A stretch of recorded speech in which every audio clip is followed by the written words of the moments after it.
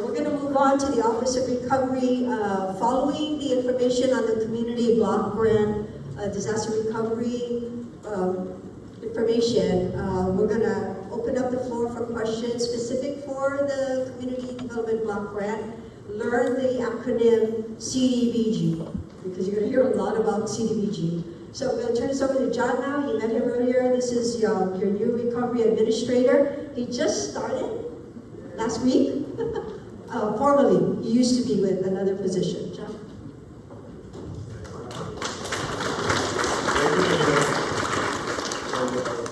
Thank you for having me today. I'm going to miss you, Colonel. Thanks for all your service.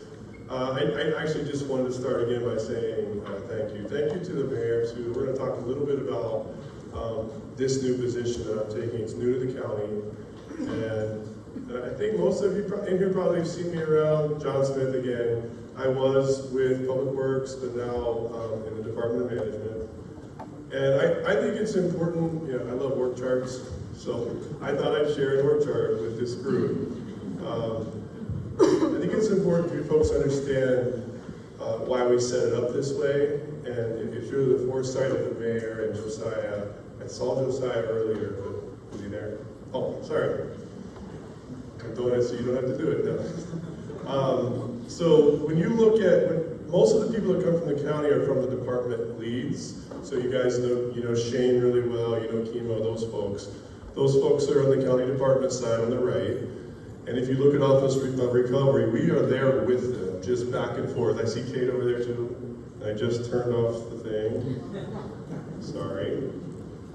So we'll work at the direction of Mayor Bisson and Josiah to work with the departments to fill all the gaps that are unfilled, meet all those needs that are unfilled from the county standpoint. Our main goal is to focus on funding, policies, and we'll be lead coordinators. We'll work with the departments to do the implementation of all of these programs.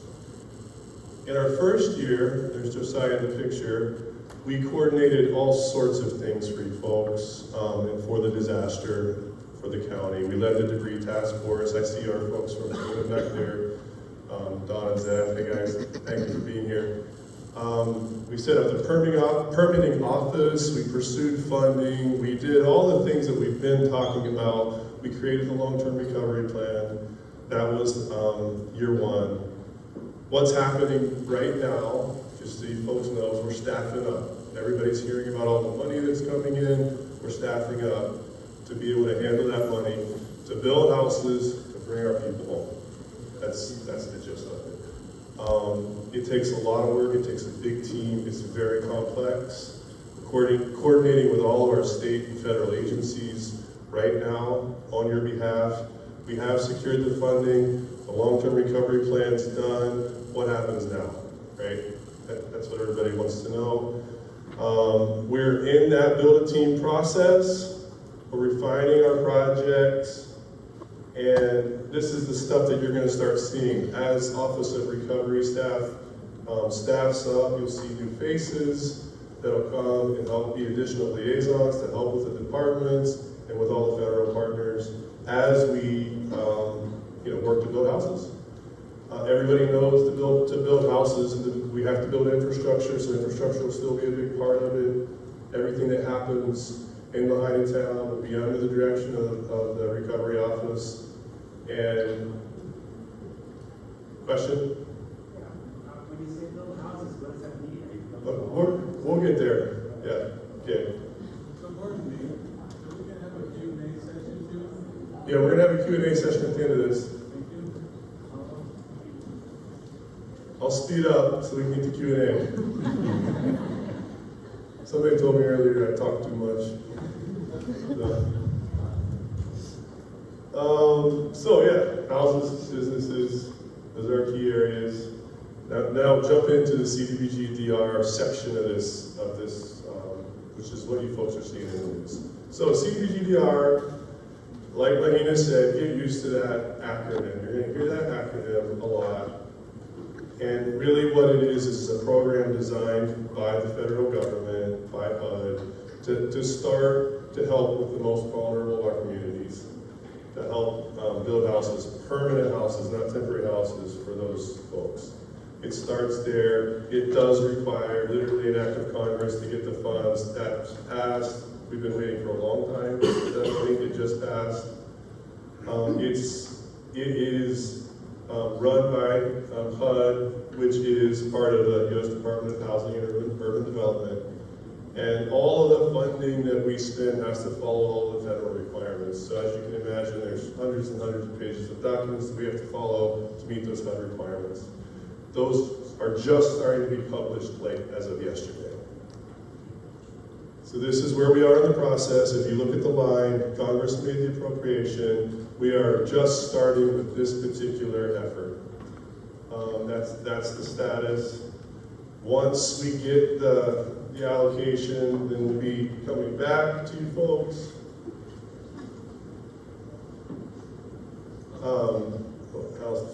It's designed to meet unmet needs. We talked about that. I don't want to skip over this slide, but it's some of the stuff I already said. The basic requirements, it's designed to meet urgent needs, etc. What can it be used for? So it is housing, that's the primary use of the fund. It also can help with infrastructure. It can help with economic revitalization projects, public services, and hazard mitigation projects. So parts of the funds will be used for that as well. That's just built into the program. So the main thing we wanted to point out tonight was that this program is going to take some time to develop. And as you're waiting for us to develop the program, the things that you can do as an individual that may be able to take part of this program is hang on to your financial documents, keep records of everything that you've been working on to date, hang on to your insurance, stay involved. We'll be back. Every community meeting we have, we'll be here, and we'll have additional community meetings specifically for this fund. We'll set up additional staff in the recovery office to help with this work. It's going to be, you'll have a hard time not finding information about this program, we'll put it that way. So when you look at, we always talk about Maui Recovers. Maui Recovers is going to have, it already has a new section on the site. So if you go there today, you can click on CDBG-DR and you can find out additional information.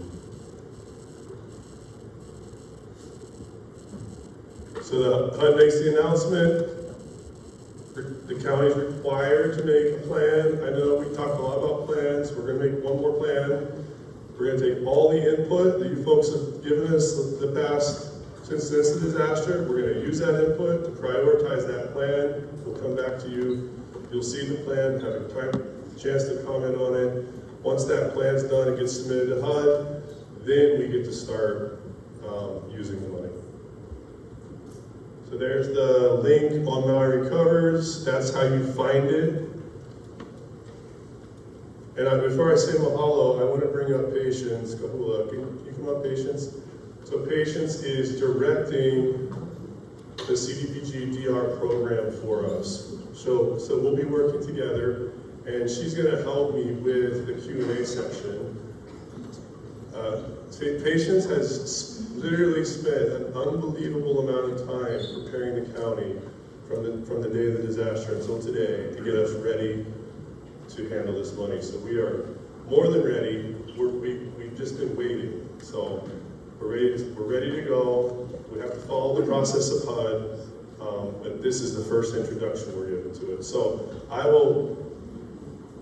we have about 10-15 minutes to take some questions. So we'll go till 6:30. We'll see how much we can get done, and then we'll break. I'll actually ask the mayor to come up and have final comments, and then we'll break to the tables, because I know it won't all be about CDBG-DR tonight. This is more the general question time, and we'll answer as much as we can, and then we'll get you guys to the individual tables. Okay. Right up front. Will the funds be used exclusively? Thank you. Will the funds be used exclusively for housing, or are there other applications for them? I'll start, and Patience can jump in. So if I go back to this slide right here, number one is housing. By far, the lion's share of the fund is meant for housing. But as I said earlier, in order to build houses, there's a lot of times we have to work on upgrading the infrastructure, so we can use it for that too. And then there are these other smaller programs, general categories of programs where we can use the funds. Yeah. Sorry, I went kind of fast. Want to add anything? Okay. Way in the back. I'm not as good at Anita as doing this part, but she's there if I mess up, so. I was curious, you said you were working on building up your staff right now, so how do you find your staff was working on this, and what makes somebody qualified to do this job? Well, real quick. So we do have existing staff already. Stephanie's one of them. Raise your hand. So there are existing staff today, but the staff that we're building up is the CDBG DR staff. So I'll let the patient speak to that. Yeah, I previously ran the Community Development Block Grant Program for the County of Maui, and my team and I took many opportunities to learn from disaster recovery grantees, to learn of what they experienced, what they wish they did differently, what worked really well, and we brought that knowledge back to implement into Lahaina's recovery.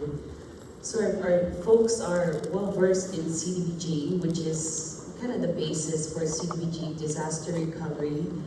And as we've learned from other disaster recovery grantees, people on our island are willing to learn and want to participate in recovery. And that is probably one of the most important traits in disaster recovery. Of course, you have to have some know-how, but there'll be a lot to learn. And we have well-qualified applicants and people on board so far. And just to add, if you go to the NeoGov is the site that the county uses to hire. So I'll put a plug in for NeoGov, and I'll ask Mayor, he's going to talk as well. You can see the open positions today. So I wanted to, first of all, acknowledge the council. So the Maui County Council gave us $750,000 some months ago to start hiring people that we thought we might need. So we were able to fill some positions. And I'm going to answer the question that was asked by the person about what positions there are. But what we never knew and what we did not control is when would this fund come to us. We thought we'd get these funds back in February. Usually within 6 to 8 months, I'm told, is when funds are distributed. It's been 16 months and we just got it. And we just got it because Congress was going to shut the government down. Instead of shutting it down, they voted on their third vote, it passed, and we got a portion of the money. When you're in a position where you don't know if you're going to actually get money or not, you cannot start hiring people. So some of you might be asking, how come you didn't already hire people? Well, we had some money to get some of that started, but we had no idea what funds we would end up with. The numbers went anywhere from 800 million to 1.2 billion, now to 1.64 billion. That's how it all went. So now we have a better understanding of what we can do. Some of them, I'm going to turn it over to Jen in a second because he's with our consultant. But some of the positions we're going to need are going to seem obvious to you. We need accountants, we need auditors, we need construction managers, we need lawyers. We need staffing, administrative staff. So we need specialists, and we need folks that can, I think, Patience said her number one quality should be somebody committed to the community to making sure that we can get this money where it belongs. But Jed's our expert, so he's going to say a little bit more about this. Thank you, Mayor.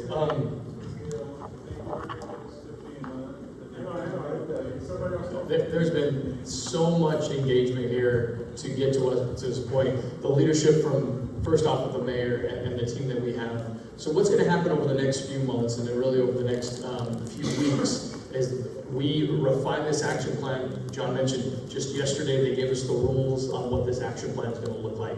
It's 250 pages. A lot of these guys know a lot about government bureaucracy just to make sure that we're following their rules. In the action plan, it's going to provide these these items and big troughs of funding that are going to each one of these. And they're gonna have broad descriptions of what's going to take place. What's happened over the last year and a half is the feedback you've provided has gone into this action plan. We'll come back and say, hey, we have heard you, and this is the needs that we've heard, and this is the action that we want to move forward to provide for this recovery. And each one of these items are essential for the recovery. And so what HUD requires is that we tell them, saying this is our plan and this is how we're going to spend the money that the federal government has given to Maui. And then there is that process. We have to have a 30-day public comment period, go out, and just to make sure everything's good, it goes back to HUD, and they review it, and they have their pencil pushers to say, did you follow all of our rules and all of our regulations? There's a little back and forth. And then once they approve the action plan, they stamp it, and they say, yep, you can go do that. Then that gives the county the authorization to start intake and eligibility, and for getting that documentation, which John was saying is so important that we maintain that documentation. And then HUD has a lot of accountants, they're very good at this, and they're gonna make sure that the county does what they've committed to, and that they provide that documentation. So this process, one, it takes longer than it should. It just does. Two, it's a bureaucratic process. However, throughout the entire country, we, meaning the HUD, not myself, has been able to build thousands of homes and help millions of people be able to return back to their community. And just like the mayor said, to be able to see those faces in that community again. I will say, having worked all over the country, fire recovery is the most difficult recovery. It just is. And so the federal government is learning. They're learning a lot from the fires out in California, the fires up in Washington and Oregon. We're getting better, but just from my perspective, having worked a lot of places, the mayors heard you, the counties heard you, and this program is refining. So I'll be here if you have any other questions. But thank you. Thanks for being here, Jed. Yeah, thanks. So we have about 5 more minutes. We have right back here in the corner, we have a question. I tried to get to you earlier, and then I have an online question, but go ahead, ma'am. Hi, thank you everyone for being here. My name is Lauren Betzel Nielsen, and one of the biggest concerns I have is the money being allocated for infrastructure. And so I'm curious, in the 250-page document, if there are rules that are pointing to our power lines specifically being undergrounded. Is there anywhere in this document where we are being held liable to, in order for this money to be distributed, we will have a better plan in the 2018 and 2023 fire for power lines? Is that documented? Yeah, so the document we're referring to doesn't get into power lines. And by the way, it just literally came out yesterday, so I haven't personally read all of it yet. Our consultants have. But the categories that we can spend money on are infrastructure. So there is a likelihood that there could be some justification to apply it to programs like that, but that's not something that I'll be able to answer tonight. But as we go through the new plan, we'll be able to take that input from you folks. That's a comment that'll go into that plan. And if we find ways to use money for that problem, and we have the money out of that 1.6 billion to do it, it's possible. I'll just leave it at that. We have back in the corner, we have a question. While he's going there, we have an online question while the light gets over there. The online question is this grant to help with housing for the rental market, or can owners apply for assistance? I mean, the simple answer is yes. I would just caveat, this is for permanent housing.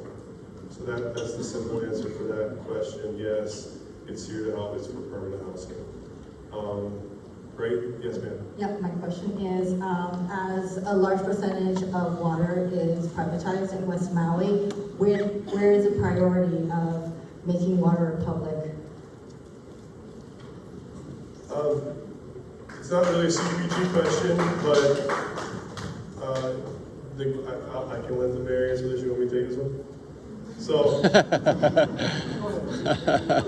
we're gonna do everything we can to take control of as much water as we can, so that we can build as many houses as we can. I'll just leave it at that.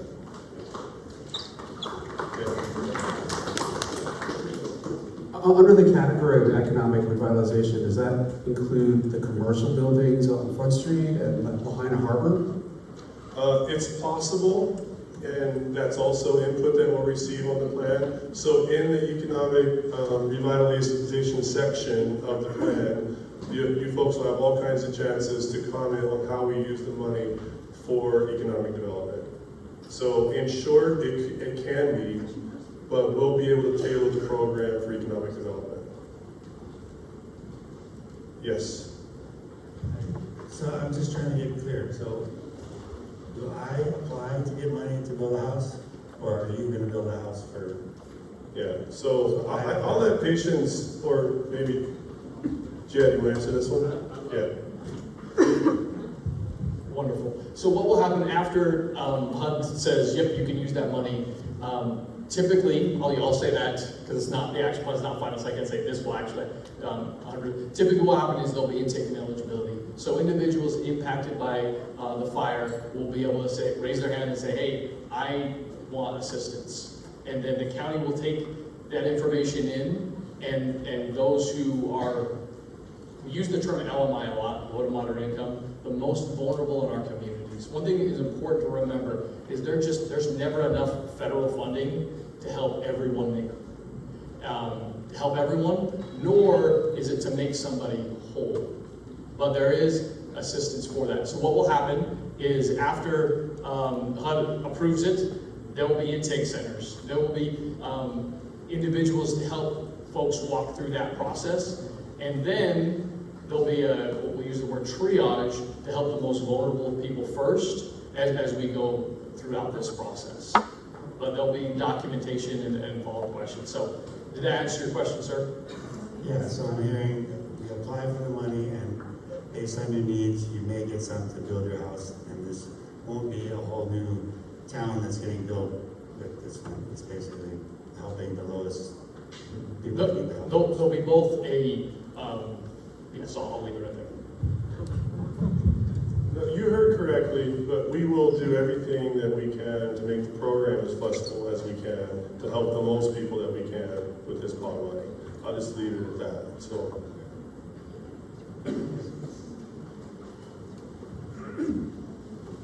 I just gotta let you know, FEMA's doing a great job. You just found me a place. So I wanted to say thank you to them. Right there. And maybe to find me with a No Aloha has helped me, looking for me to call the gentleman up to bring my stuff up to the Kihei to the little tiny homes. To the tiny homes.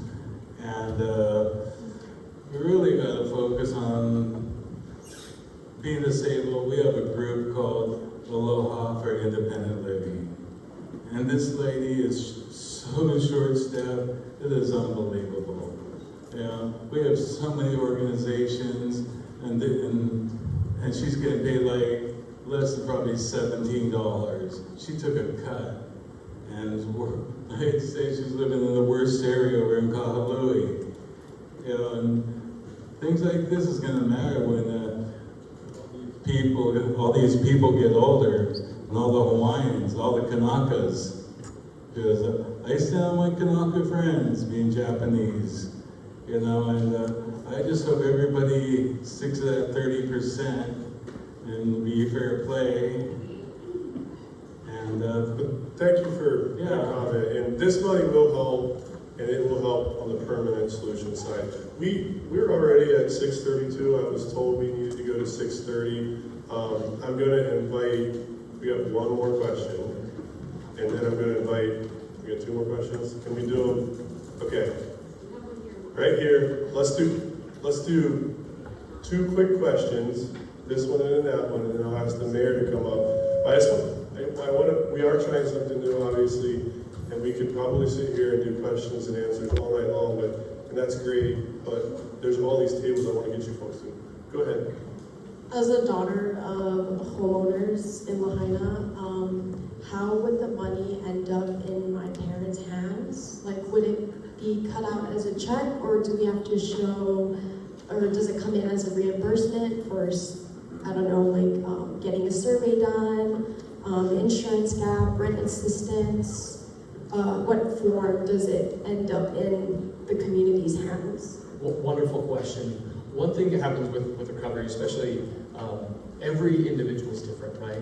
And so that's why the intake is so important. Whether it's your parents own the property, it was their primary residence, or there was multiple generations in a home, and that is why that intake is so important, and that counselor that can work with you and to say these are your opportunities. We'll develop those policies to make sure that the families that need it or the individuals that need it can get served. Right? I can't just give. There's a lot of information on that, if that's okay.